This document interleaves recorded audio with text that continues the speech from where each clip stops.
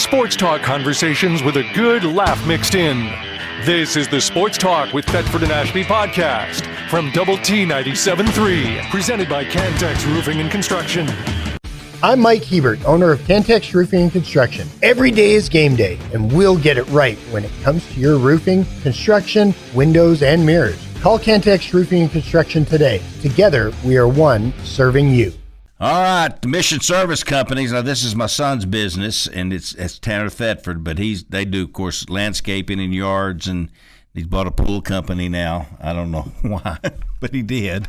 And irrigation, lots of different things. But they have a weed control company that sprays pad sites, stack yards, everything in the oil and gas business. They can help you with that and would love to. They do it down in the Permian Basin and eastern New Mexico and up here around Levelland, Sundown, wherever it may be. They'll go take care of the weeds, and they guarantee their work and to keep the weeds down. You can get a discount. You call Tyler at 806-632-6325, 632-6325, and ask for the Thetford and Ashby discount. And there is one.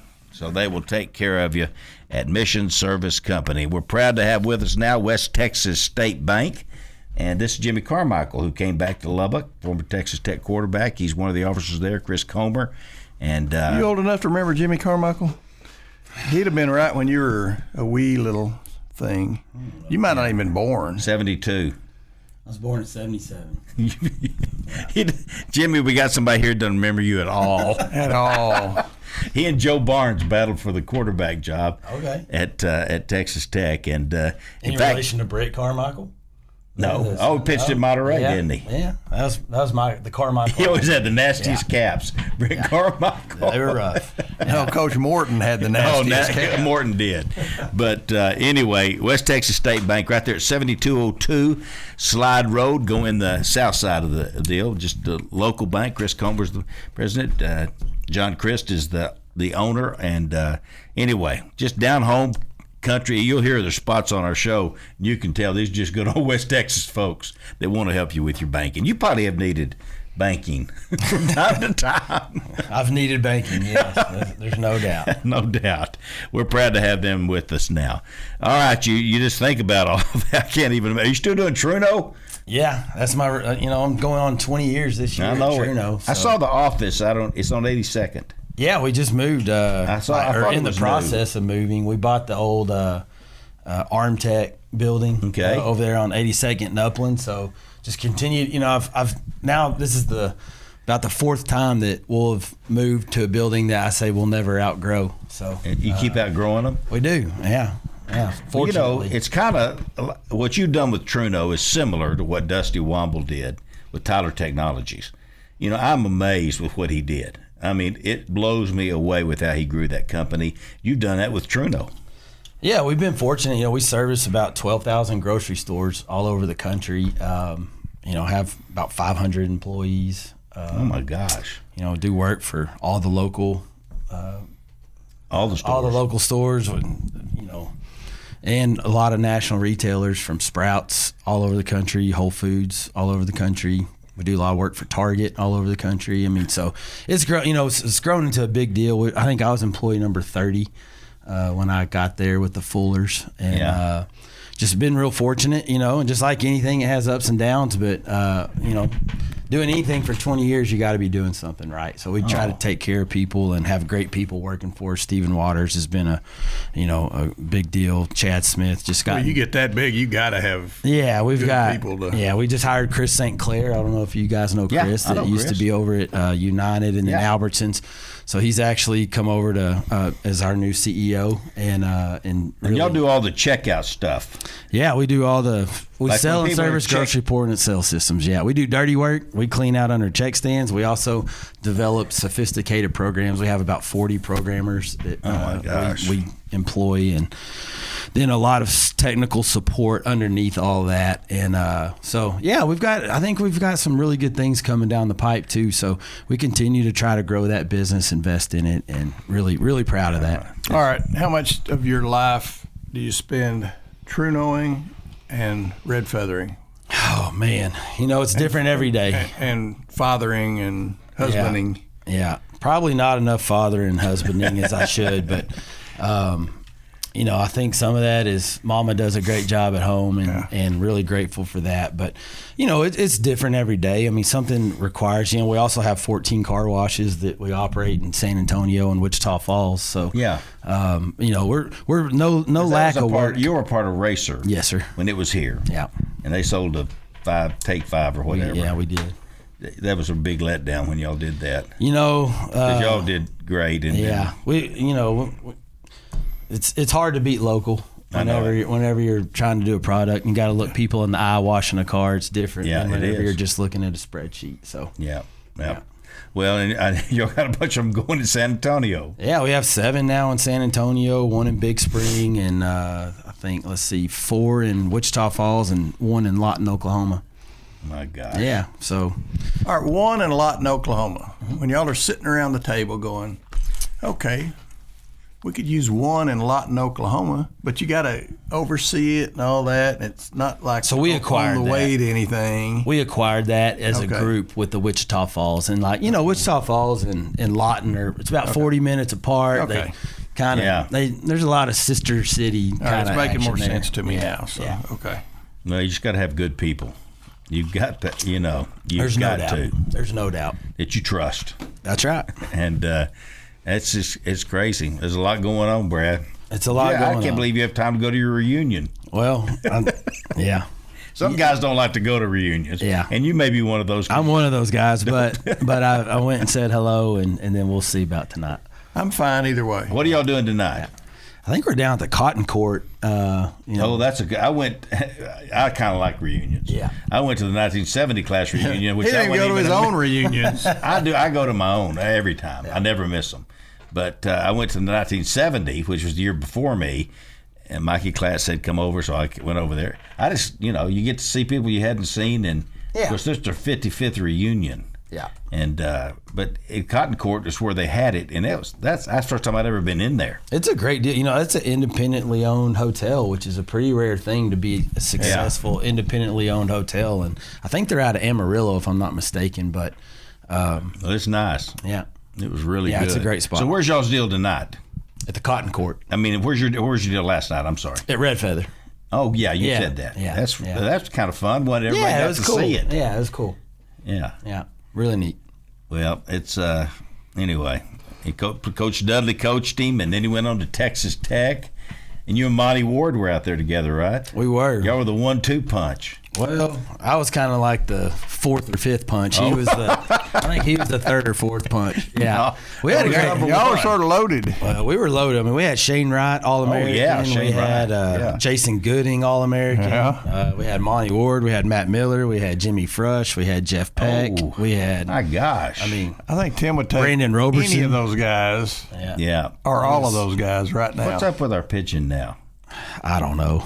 It's the craziest thing. Yeah, I think they'll get it fixed. Everybody, it's wild to me. Like this, you have one down year, and it's like you hit the panic button. I'm like, guys, we've been good for like 15 years in a row. Well, and let me tell you, the World Series. The one down year it's 2 sort of down years for what we're used to. That's right. But even those 2 years are pretty dang good years. That's right. It's just that we're comparing them to these. Now, the best team you were on, didn't y'all get right to the World Series, knock on the door? We never made it to the World Series. But got right. We were number 1 in the nation for, several weeks.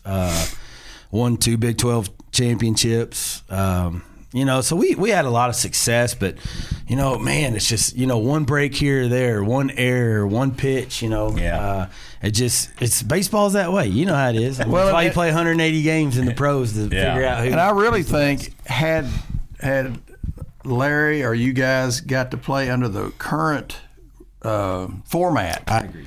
That I think y'all would have gone to a few College World Series. But in the old days, you went to a 6-team regional, and let me tell you, huge difference. Yeah, that's between really a 6-team regional and a 4, and then get to play at home. Yeah, the coolest game. Y'all got to play at home once, didn't you? We played at home. We hosted maybe 3 times during my Anyway, but you remember that USC game when, like, I mean, that was maybe the coolest environment I'd ever been around, and I'd been around some cool environments. But it was just an incredible time. But it was back to that format you were talking about where, I hated it because everybody's down to pitching their seventh and eighth guys. And that's not what should get you to the World Series. Yeah, I agree with that. So there's way too much luck. I like the new format way better, and I agree with you. We would have had a lot of success in those. Yeah. I think one year we never lost a series, that's good throughout the season. And anyway, speaking of luck and bad luck and curses, and did you watch Arkansas give the game away to LSU? I did watch it. Was that unbelievable? Yeah.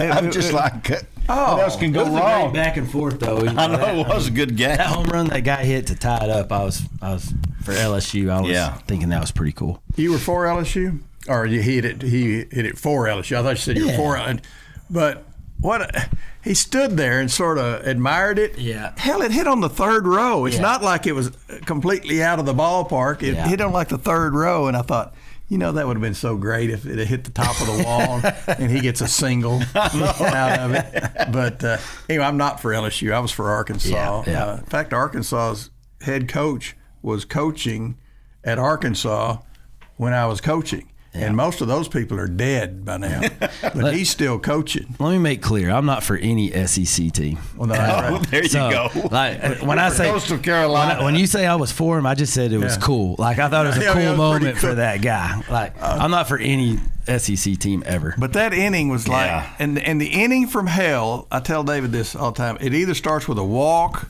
or an error. The innings from hell, and that one, it started with a ground ball, almost routine, to second, and the first baseman for some reason thought he needed to participate. So he takes off running. Now the pitcher doesn't cover because it's a almost routine ground ball to second. Yeah. You ought to start that way regardless if it's on the right side of the infield. But I'm sure he's thinking ground ball to second. And then all of a sudden he looks up and the first baseman's gone. and heck, even when he got there, if he just goes, he could have let it go, and that's a lot easier play for the second baseman. Yeah. So that started it, and then, my gosh, runners on first and second, you're up 2 runs. Yeah. That guy going to third, you could just say, hey, you go ahead and go in. We're going to give you all that run. Just get him off the field. But you don't need to worry about getting him out. Yeah. He's irrelevant. Turn the double play. And if you don't turn it, the tying run's still on first. Yeah. The guy on third's still irrelevant. Yeah. So that was, And but then the poor left fielder, he's got to take the heart. blame. How in the world does he live with that? Yeah. He just spazzed. I thought it hit him in the head, but I think it hit him in the shoulder. It did hit him in the shoulder, but it. Well, thank goodness it hit him in the shoulder. Otherwise, it probably rolls the wall, and it's a walk-off. Yeah. Once he gets up. Then the guy that hit the home run comes to the plate. I mean, I feel for the guy because, I don't look back on this stuff all that often, but when I do, there's moments, and I always remember the bad ones, not the good ones. Oh, yeah. Oh my God, how'd that happen? How'd I do that? Or why did that happen? In our regional, one time we were playing Southwest Missouri State, and we basically had the game won in our All-American second baseman, Keith Ginner. Yeah. You remember him? Oh, yeah. I mean, it's just a little flare, like a flare. That was here in Lubbock, too, wasn't it? Here in Lubbock. He just hits off the heel of his glove and, starts the inning that, we go, oh, God. Yeah. We're about to go do it Well, like the again. Gartman deal for the Chicago Cubs. That fan that did that. Everything would have been fine if you just get the next guy out. But no, it started the inning from hell. Yeah. So, anyway. You really can't give them an extra. But David made the point. They bring up the guy that just hit the home run, and I think it was the inning before. Yeah. Had hit the home run. Jones or whatever. So he comes up, and you've got first base open.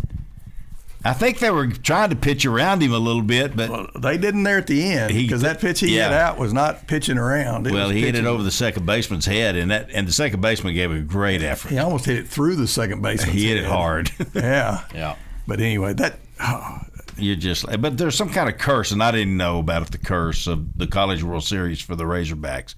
Some kind of curse they were talking about. And I wish they could curse the rest of them. Well, it happened, if there is a curse. Well, we'll find out. I hope LSU gets cursed. Yeah. We'll find out.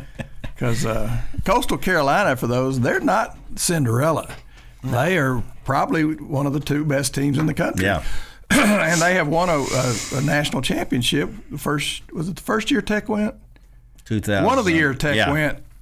They won. Coastal Carolina won the national championship, so they're not. Well, they asked They had 3 players up there from Coastal Carolina, interviewing them, prior to the series starting.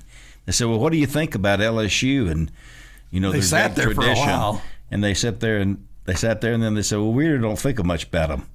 We don't think about them. We don't think much about them." Yeah.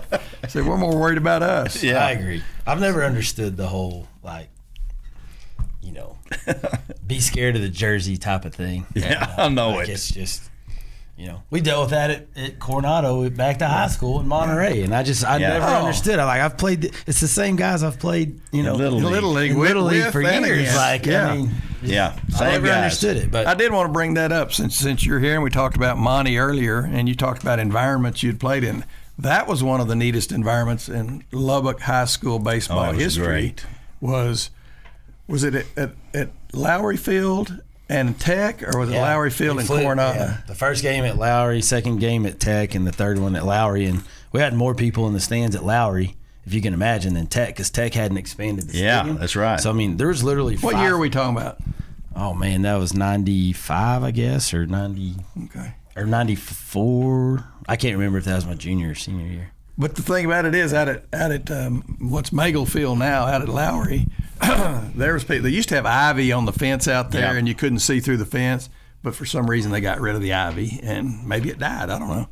But it wasn't there anymore, and people would sit out and sitting around the outfield. It was huge crowds. Yeah, 5,000 people. Yeah. It was phenomenal At a high school baseball game, which is just hard to fathom. But all right, and that's the year that y'all beat Monterey and went to Austin, right? Yeah, we beat them obviously my senior year, and we lost to them my junior year. Okay. So it was. We met in the regional finals. Yeah, in the regional finals. Yeah, twice. 2 Lubbock teams. Yeah. Sports talk conversations with a good laugh mixed in. This is the Sports Talk with Thetford and Ashby podcast from Double T 97.3, presented by Cantex Roofing and Construction. I don't know whether I got that ONGRP.com in there for Mac Owen. So that's their web address. You can go by and see all of their great stuff. As long as we're doing web addresses, info.redfeathergc.com if you want information on Red Feather. Yeah, info, yeah. And then before we go any further and get to Chad, John Copeland from Lubbock Christian texted in and said Lubbock Christian beat Coastal Carolina on their way to the 1983 NAIA World Series championship. So Coastal Carolina, they own them. Been to Lubbock. They own them. Hey, you're looking good for a guy that's been doing manual labor. Hey, not bad. Not bad. You seem far away. All right, tell us where you are. I was guessing Arizona. No. We moved back up here in Dallas, so we're home is now in Dallas for us. Oh, and then your parents moved to the Metroplex too? Yep. Okay. Yeah, a while back. Okay. You live close to them? Yeah, about 25 minutes away. So Hey, not bad. Not bad. How many kids you got? Two, 8 and 4, both girls. Okay, well that's good. It's good to be near grandma and grandpa when you got kids like exactly. that. Without a doubt. Exactly. Well, you're looking good. You said you were doing manual labor. Sure. What's up? No, yeah, I just a little home reno project. I feel like we didn't like the way our closet looked too much, so trying to do some woodworking. Well, are you a handyman, or are you going to wish you'd hired somebody? No, handyman. I like getting my hands dirty. So okay. There's some things I don't care to do, like plumbing. I want to stay away from plumbing, but anything else other than that, I don't have a problem. I stay away from electrical work because you can get hurt. Yeah, I stay away from work in general. Yeah, just generally a non-worker. Take quite a bit of pride in that. All right, for those of you that don't know, this is Chad Bettis, former Monterey great, Texas Tech great, big league great with the Colorado Rockies, and our new pitching coach that I guess they named him yesterday, Steve Foster.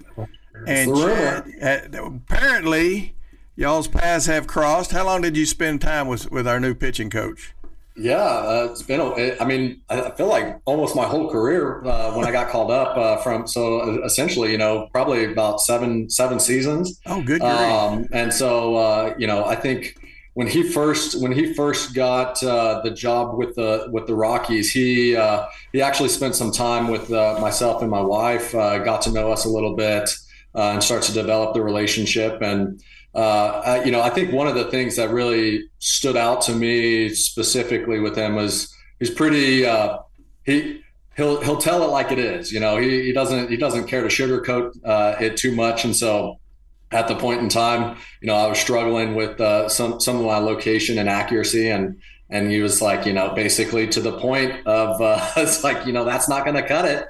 And if you want to make it, you better get it together. And I'm here to help you. And I'm excited to be a part of your journey and everything like that. And then, 7 short seasons later, we parted ways and then ended up, I was trying to remember his last year with the Rockies. Mine was 2019. And then 2020 was with a short blip of the COVID season with the Yankees. But man, no, I think great baseball mind, very highly intelligible.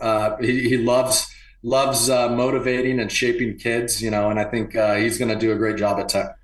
Okay. I guess the only thing that crossed my mind is it didn't look like he had spent any time in college level, that it's all been pro.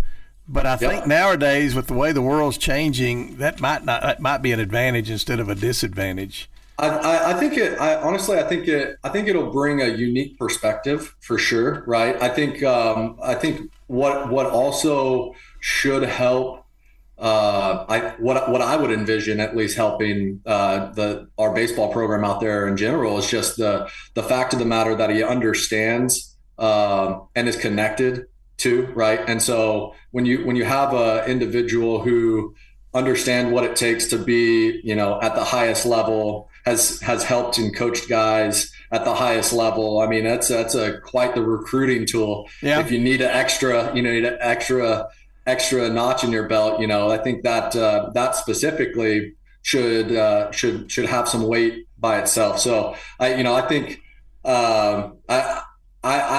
he went from, if I'm not mistaken, I think he spent some time as a scout potentially, and then was in maybe the minor league. He was with the minor league pitching coordinator kind of effort, and then got a gig with the Royals, and then was the pitching coach over there before he came over to the Rockies. And man, I'll tell you, I think he has got stories for days, which is amazing in its own right. But I think what he carries a lot too is just perspective. And I think everybody that will get to know him and that'll play for him and with him and be molded by him, I think is going to be unique, and I think it's going to be a good time. Well, according to Dr. Mike Gustafson, he played at DeSoto High School with Mike Humphrey, Texas Tech Red Raider. Did y'all ever talk about your Texas roots? So he knows. I think he ran in some of the same circles in terms of like the coaching staff and coming up from DeSoto. He knew Skip that went over to UT. So I think when you start getting into some of the I say lineage, but really just how rich Texas baseball history is.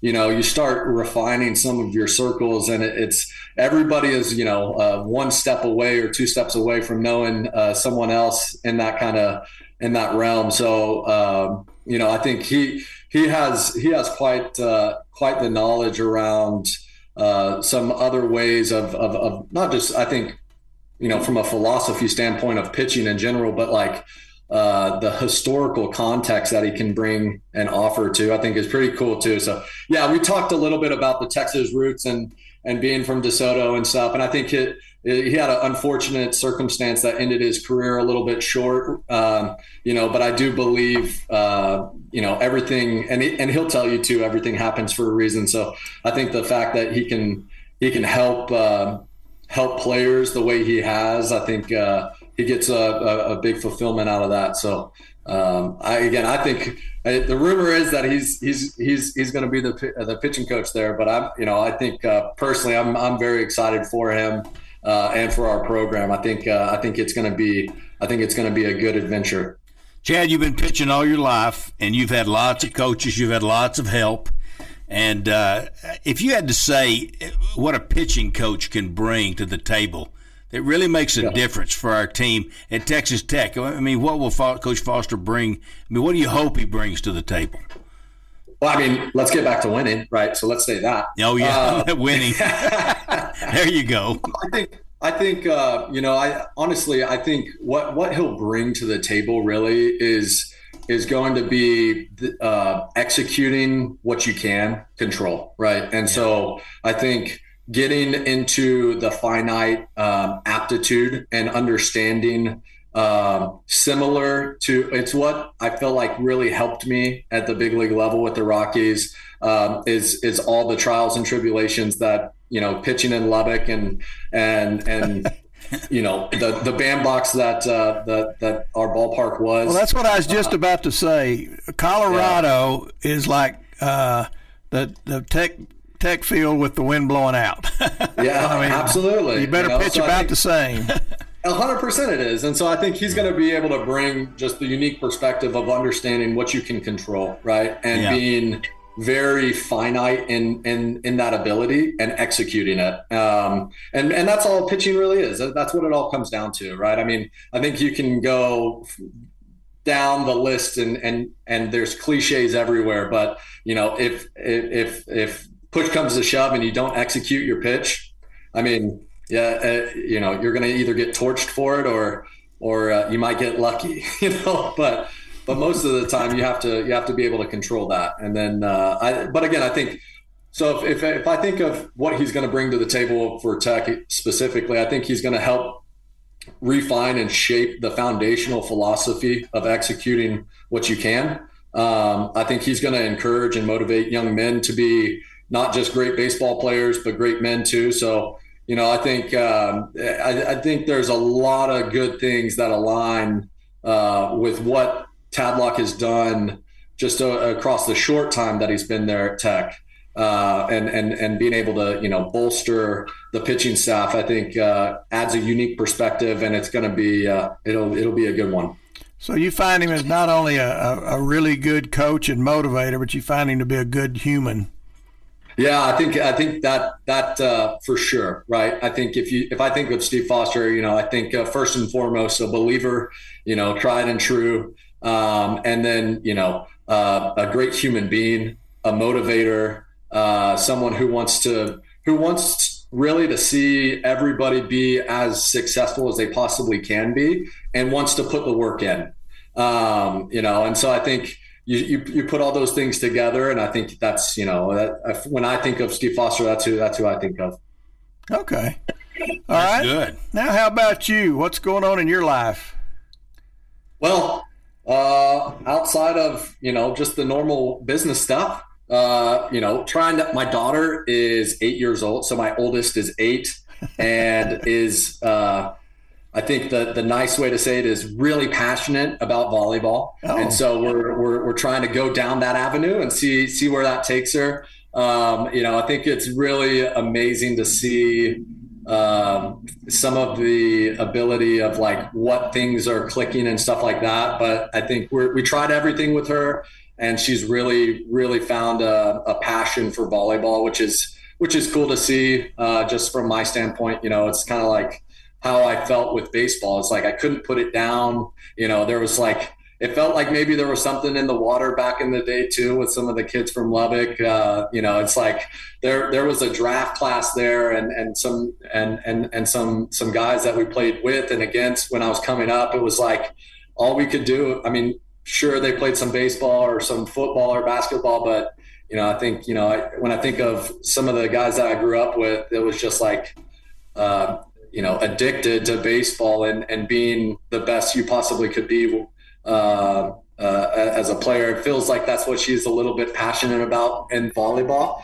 And so it's fun to see that, kind of come to fruition. And my youngest is 4, she's she's our little cheerleader right now. She's just along for the ride. We haven't put her in too much things yet, but I think we're going to try to start put her in some stuff like gymnastics and soccer and things like that. But no, really, I think we're trying to plan a trip out here sometime this fall to come watch a football game and get out and see all the guys and everybody again, because it's been a little too long for us. So what year did you get out of Monterey? What year did you graduate? I graduated in 2007. So I went to Tech. So I was 04 to 07. I transferred from Lubbock Cooper. Ironically enough, one of my most favorite coaches out there. I don't know if he's still there or not. Britt Spears, basketball coach. Man, that guy was amazing. Great basketball coach. But yeah, I transferred from Lubbock Cooper to Monterey. Played under Fred Oliver there for 3 years, and then went from there to I got to spend my last year, or I guess my first year, Coach Hayes last year. But talk about an unbelievable human being, that guy. Yeah. And Coach was a amazing person. And then spent some time there with Hayes, and then with some then with Dan Spencer, and then I think, I don't know what iterations after that, but I just remember hearing about Tadlock, getting the opportunity to come out and coach and to talk with him for a couple times, and what he's done for our program is like, it's amazing that we've had the success that we have had under him. You know, I think he's had his hand completely in recruiting and shaping that baseball program to what it is today. I felt like we had a lot of the pieces when I was there to be really, really good. Just for some reason, it seemed like we weren't able to piece it all together. And so whatever he's been able to do, it's been amazing to see. So I wish him, continue to. The problem, Chad, is when you've done that like he's done it, and we've been so good. If you're having off year, everybody's like, "What's wrong with Tadlock?" And you're like, "Come on, y'all." It's seasonal. It's I think seasonal. A lot of it too is, I think it happens sometimes. I think you can go back and point fingers and whatever, but I think when it comes down to it, if you take the law of averages. What he's been able to do and turn our program around, I think is phenomenal. And I think now, like it happens. It's look at the Rockies. It's happened to the Rockies, right? The Rockies aren't that bad. It's just it happens, and there's no rhyme or reason why it happens. It just sometimes it shakes out that way, and no one's really trying to do that. It just is a byproduct of some unfortunate circumstances, and I think last year with the pitching staff, I think with Gardner and everything, it just didn't shape out the way it needed to be. And that's okay. Sometimes that happens. I think he's still a hell of a pitching coach. Yeah. But I feel like, I like Foster a lot too. So. Well, Gardner's going down to the University of Houston as their pitching coach. So he's take him long. He's going to be fine. Chad, we just have one more minute. We appreciate you, and maybe this Steve Foster is going to be just the little ingredient we need to sort of get things heading in the right direction again. So, but hey, when you come in town, if you have time, come by the studio on Saturday morning. We'll hang out a little. Yeah, we will. Absolutely, I'd love that. Chad, you're great, buddy. We appreciate you. Yes, sir. Appreciate you. Care. All right, buddy. Yeah. Talk to you later. Chad Bettis, former Monterey great, Texas Tech great. And played in the bigs. Colorado Rocky great? I mean, who plays in the bigs? Not many. No. Not many. No. And just a good guy. Yeah, he is. Yeah, and sharp. Yeah. He's a good talker. Used a lot of good words. He's a good talker. Use some big words. All right. We need to get him and Gus in on the discussion. Yeah. I'd like to see them fight it out. We'll be right back with Rodney, we think. Good. Sports talk conversations with a good laugh mixed in. This is the Sports Talk with Thetford and Ashby podcast from Double T 97.3, presented by Cantex Roofing and Construction. And don't forget J&W Services, Linco Distributors in Midland, Texas. Brent Beck, Scott Blakely, Red Raiders. They can help you with all your oil and gas business and would love to. Where did Rodney go? Is he still there? I miss him already. Okay, we can't see you, but it's our logo's in the way. or something. All right, this is going to be Brennan's gonna fix photo of the day. I'm going to show you. This is a buddy I played with. I know he's really not a buddy. There you are. He was a little bit older than me, but he had just managed his 4,471st game, and so they had 38 years of minor league baseball managing in the AAA level, so he's a high level. But his name's Rick Sweet, and he's got such a distinct mustache that they on their bobblehead they did. And Rodney, I wish you could see it, but you can't. I'm going to show you. This is Rick Sweet. The bobblehead was 2 nights ago, and this is his bobblehead. And his mustache is huge, and so you can't see that, can you, Rodney? I cannot. That's the thing. See, Rodney can't see us either. You'll probably think he can, but he can't. And I don't know why you think today we could get that figured out, but I would send you that bobblehead, a picture of it, right about. I'm afraid I'd cut you off of the Zoom. Probably don't want to do that. Hey, we got a texter here for you, Rodney. Okay. It's our buddy Jan Brewer. Yeah, old Jan. I miss her, man. Great Red Raider, miss you, Rodney. No, she miss you, Hot Rod, not Rodney. Yeah, Hot Rod. She misses Hot Rod. She's a great Red Raider. She really is. Jan's about as loyal as they come, and when I was with the Double T Varsity Club, she was really an assistant without getting paid. I mean, she volunteered, and she came to every tailgate and helped us. And now I always felt like that she needed to be a part of Texas Tech in some capacity, and I tried in a small way to make that happen. Do you still have your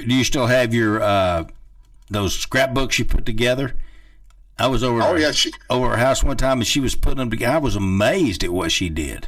Oh, no, she did that forever, I think, until the NCAA compliance said that you couldn't do that anymore, which doesn't that sound stupid right now? Really? It sounds even stupider today, doesn't it? It really does sound stupid. Yeah, a lot of that stuff sounds really stupid about right. Yeah, I mean, it doesn't even make sense, but she was just trying to help them kids and be nice to, and that was a rule. It's incredible how all that's changed. Yeah, I don't even know. We still have a compliance office. I don't know who they talk to or what they talk about. I tell you what, you ought to get Jennifer Bashir on I'd love to hear myself because, I'm so out of the loop now. But when I was there on a day-to-day basis, I got to kind of see what, all that. And I know they're still working like crazy and they've got a lot of, really important stuff to do. But I'd like to hear how all that's changed in the last 3 years because, it has. Yeah, it had to have. I mean, all the rules they came up with are irrelevant now about giving money and it's unbelievable. Well, it'll be interesting to see how that all works with the new commission and the $20.5 million and how that, just all that. And I've heard y'all talk about Amy. I'm anxious to hear what, I think that'd be really interesting to see how all that's changed within the athletic departments these days. And people like Gio and Kirby and all the people that have to do it on a day-to-day basis. It's definitely a change. And, I'm not sure it's for the better, but we'll see. Well, Amy's busy for a couple of more weeks, but we're definitely going to have her on, and we're going to have her on hopefully for an hour or so. Because you could talk to her for a while about this stuff because there's a lot going on. And I tell you what, just from the outside looking in, I don't have any insight, but it looks like Texas Tech has stayed way ahead of the game and on just about everything. You hear about a lot of issues across the country, but you hear very few from Texas Tech and how they've handled it from day one and how smoothly they've gone through all this. It's really remarkable to see how good a job, and obviously that's because of Kirby, but there's a lot of people under Kirby that have done a great job with all this. I think a lot of schools are using Tech sort of as a role model for how to do things. Tell you what, you talk about things changing. We're going to have Jim Douglas or Kurt Langford on because the Alumni Association is merging with the school, which I don't know. I guess I always assumed they were one and the same, but that's changing. So have one of them on or Dr. Skuvenik come on and visit about that. Yeah, I don't know what it means. What does that mean? Well, they've always been separate, and I'm kind of like y'all. I'd be anxious to hear that too, because it just seems like a natural thing for it to be part of the university. I don't know the taxes and the fundraising and all that. Maybe I don't know, but it just seems like a natural thing. I read that yesterday. I saw that.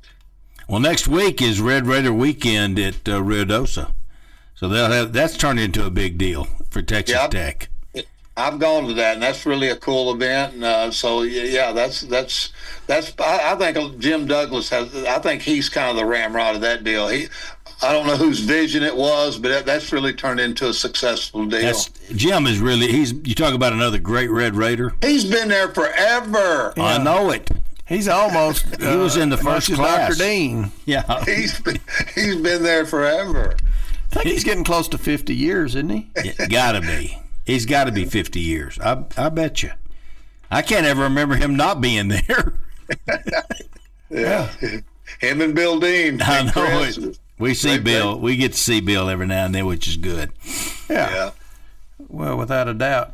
Hey, before I forget, because stuff pops on, and it popped on over an hour ago, we got to wish Middlesboro soccer team good luck today. Yeah. And that's Jasmine. That's Pat Murchison's wife's soccer team. I follow Middlesboro. Middlesboro soccer. Where is Middlesboro? I think it's over Dallas? in Europe. Oh, in Europe. Oh, she's from Europe. She's in England. I think she's. Jasmine is. Yeah. Yeah. But we did it. Good luck to them. Yeah, without a doubt. Rodney, what's the rest of the day going to be? Because Lee's over here on the mainland, isn't she? Yeah. Well, I'm going to sit around here till about 9 o'clock, and I'm going to go to the gym. Run about 9:30, then I'm gonna head to the golf course. I'll get to the golf course about 11:45, and I'll work. I'll be out there marshaling from about 12 till 6:45, and so then I'll come home. But I'm marshaling today on the Emerald course, so I'll be out there for about 7 hours. Well, do you ever have to tell people to speed up, or you just drive around and smile? Well, what we kind of do more than anything, we check them in and greet them and talk to them and explain the course. And then we've got iPads that monitor where every cart is on the course and tells us whether they're playing on pace or behind or 3 minutes behind or 6 minutes ahead. So we just kind of monitor the course and make sure everything goes kind of smoothly and people stay out of the sand traps with their carts and just it's just stuff. It's not nothing, but it's a lot of just stuff. It's just kind of a non-interesting job. It's just you're just kind of out there to support the people that are playing. Is alcohol an issue? You ever run into some?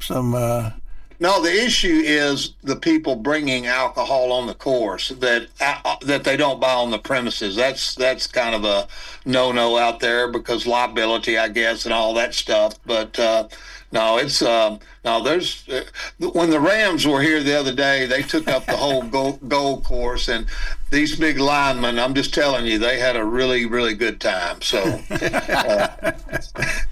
really good time.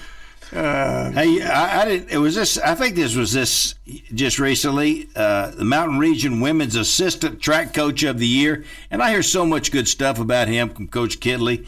Is Cliff Felkins. He's really a good coach. In the throws. He had Shelby Frank this year. She finished up in the top 3 in both events.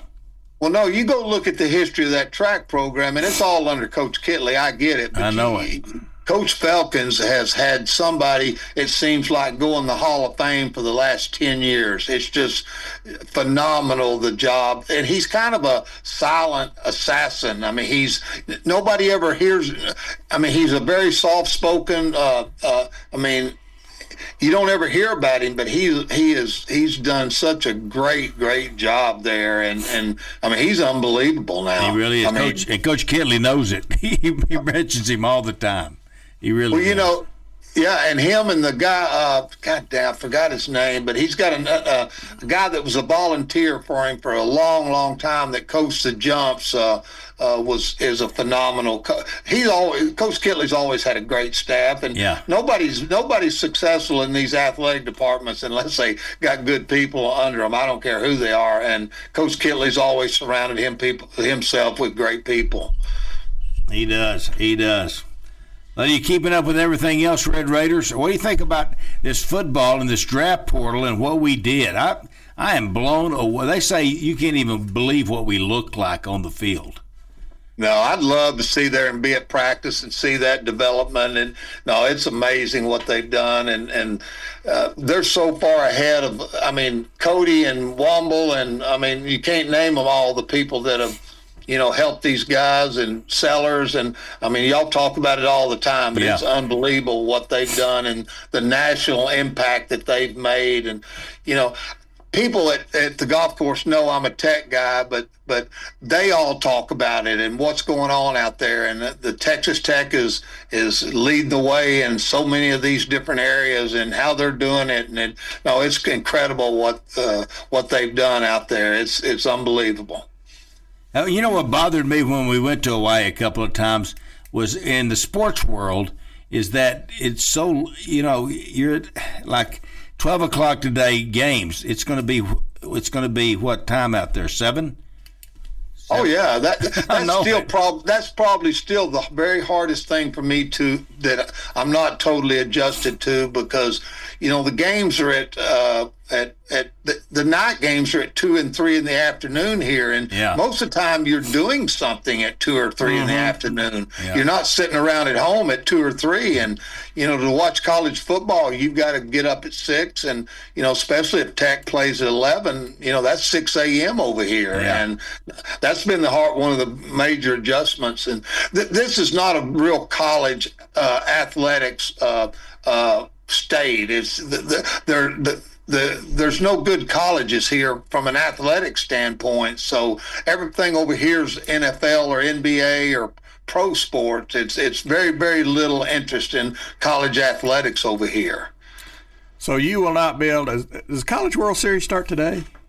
Yeah. Oh, all right. So you probably won't be able to watch that. I've not watched one game. I know who's in it and kind of kept up with it, but I have no idea. I've not been able to watch one game because of the times that they play. So, but it's hard to watch sports over here. It's a little bit different. Especially if you're a marshal on a golf course, because you're marshaling right during all the athletic events, like the NBA championships tomorrow night, isn't it here?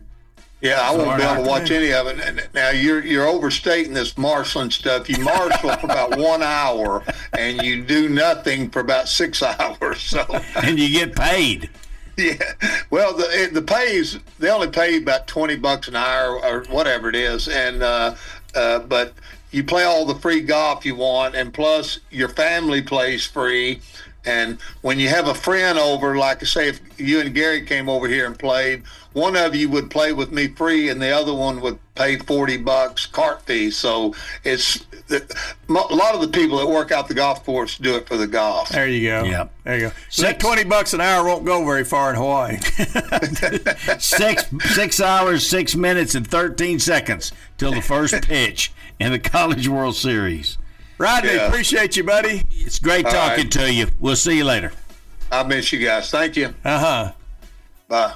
You've been listening to the Sports Talk with Thetford and Ashby podcast from Double T 97.3. Catch the show live Saturday mornings from 9 to noon on Double T 97.3 FM or on the Double T 97.3 mobile app.